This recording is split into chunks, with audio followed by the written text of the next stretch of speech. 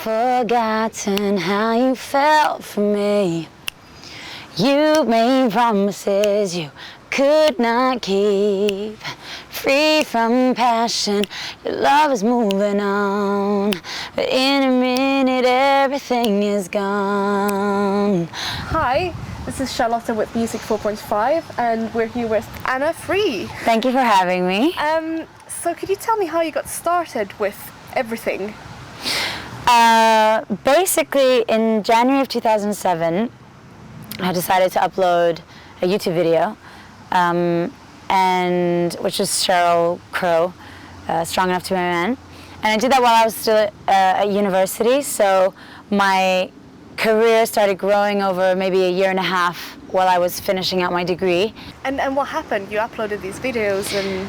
The view count just started increasing, and I think because, you know, a lot of the fans find my music through my covers, and I only like to cover things which really I identify with.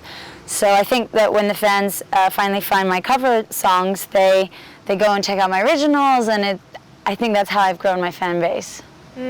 So what do you think about YouTube as a medium to actually upload stuff? Do you think it's a way of actually getting famous now?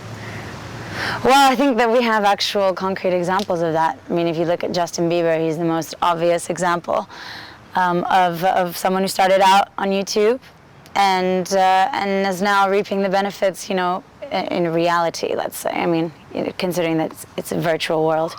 And I think that he's a really good example that it is possible to make a real career out of you know, throwing your songs online and letting people hear them, and if they enjoy it, support, you know, and if they don't, well, maybe it's just a passing thing. What advice would you give to artists who want to do the same?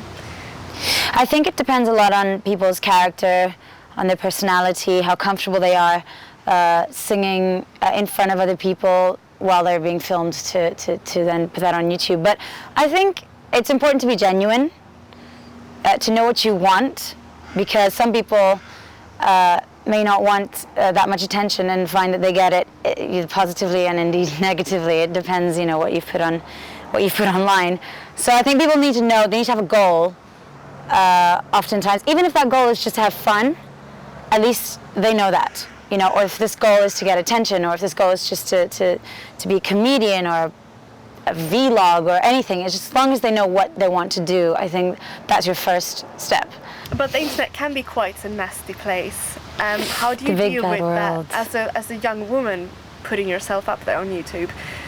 There's a social stigma anyway, you know, men and women in society, and I think that to a certain extent that does translate into any area. So in politics, sports, music, I think that there's always going to be comparisons made, and men will comment on, you know, a woman's video different than they'll comment on a man's video, and vice versa. And there's a whole dynamic behind the man-woman dichotomy. But personally, I tend to disregard people who have too much time on their hands, and I generally really only pay attention to constructive criticism, at least in the comments, and I try and get through all my fan mail because there are a lot of interesting viewpoints.